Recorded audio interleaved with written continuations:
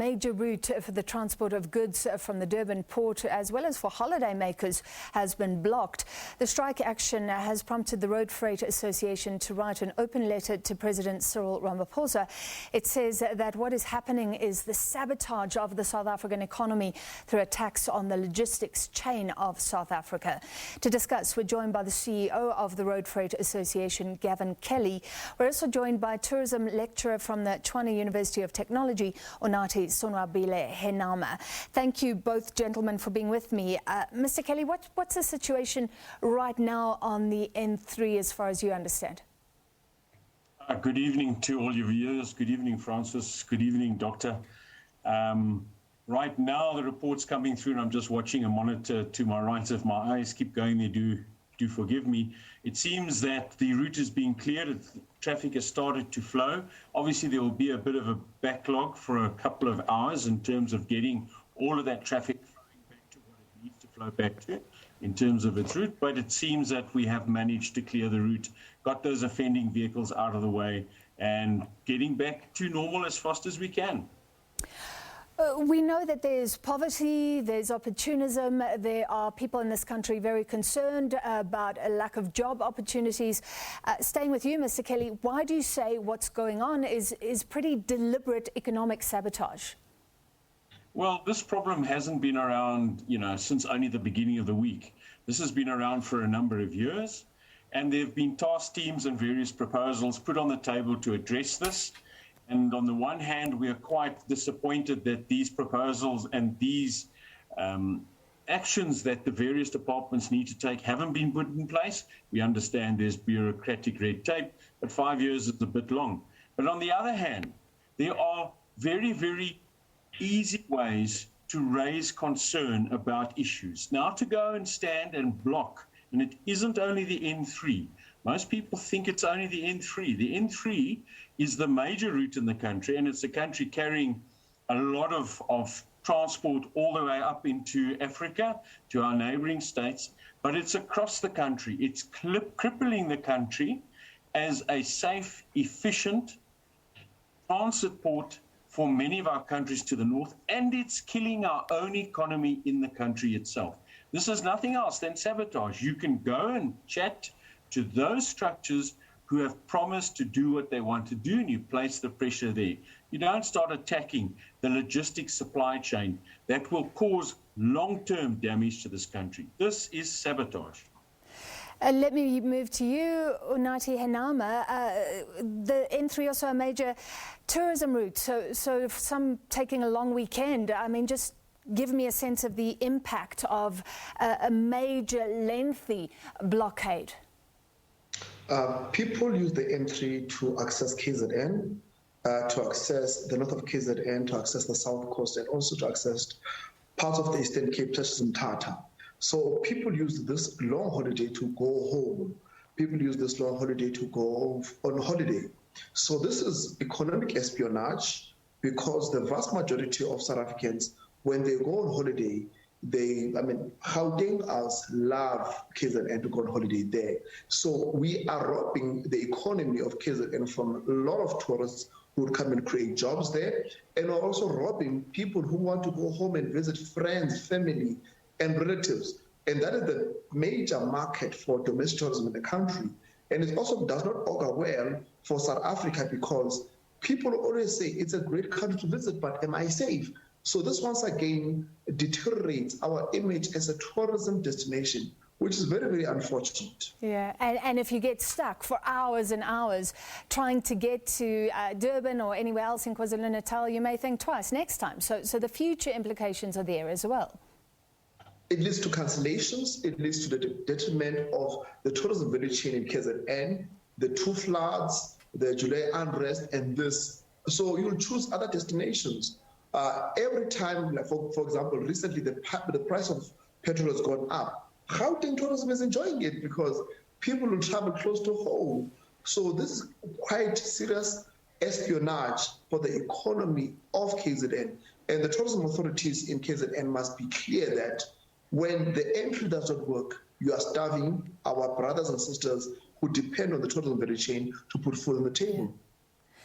Mr. Kelly, you blame the All Truck Drivers Foundation, which is a group of South African truck drivers advocating for the employment of South Africans only. The N3 route is so important. Firstly, just respond to their claim. We heard it there, that the sector, the companies are prioritizing the employment of foreign nationals because they're cheaper. Francis, as everywhere, there are those companies who want to be compliant, who meet the laws of the country and do what is required of them. In our sector, we have a bargaining council, just like many other sectors do. That is an extension of the Department of Employment and Labour. And every year, or if we're lucky, every 2 or 3 years, the employers, and we are the largest employer in the sector, then sit down and chat with the unions around basic conditions of employment and special conditions of employment in the sector.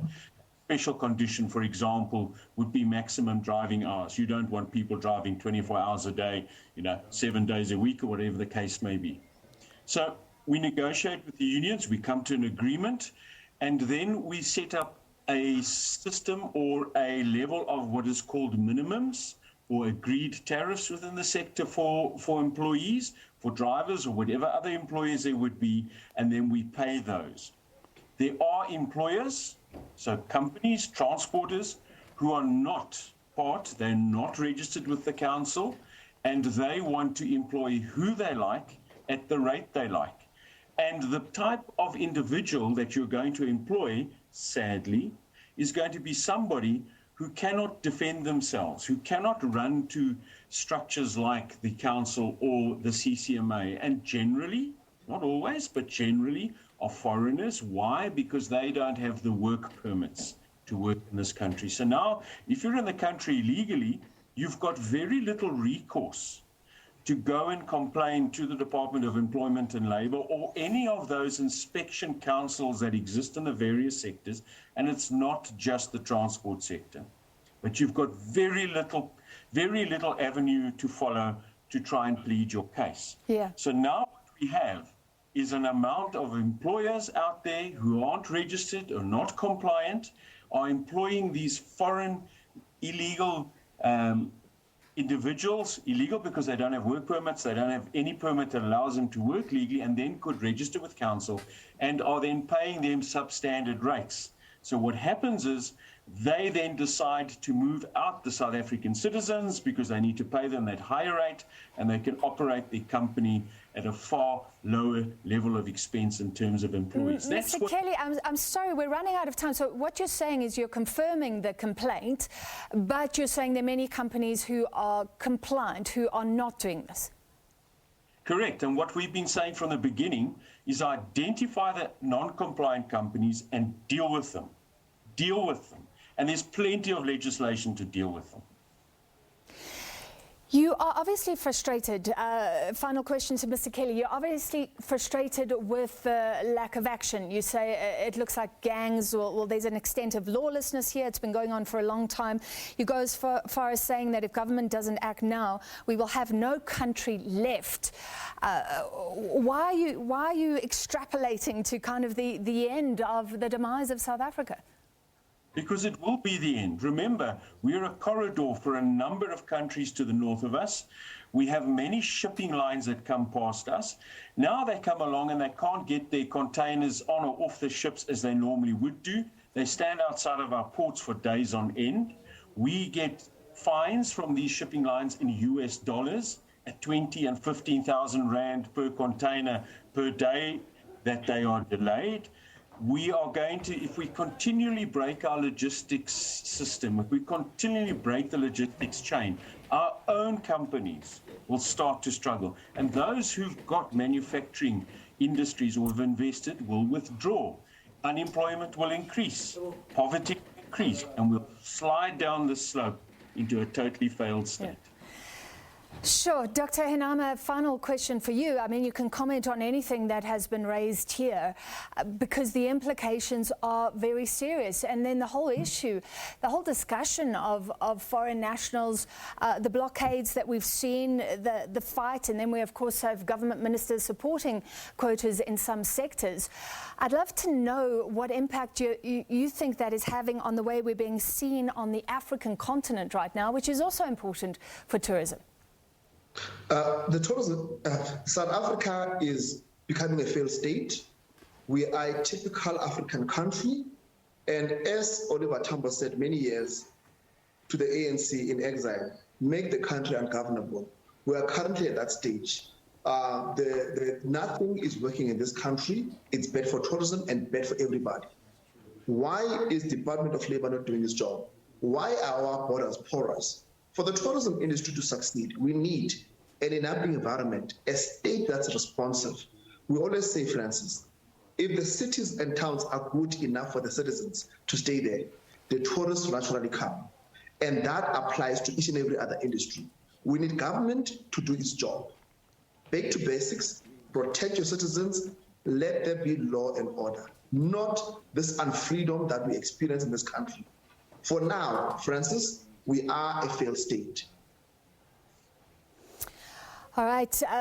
We will follow the legal action that takes place following the blockage of the N3, but looking at the widespread and very important and worrying implications of what we've seen in KwaZulu-Natal. That was the CEO of the Road Freight Association, Gavin Kelly, and a tourism lecturer at the Tshwane University of Technology, Dr. Unathi Sonwabile Henama.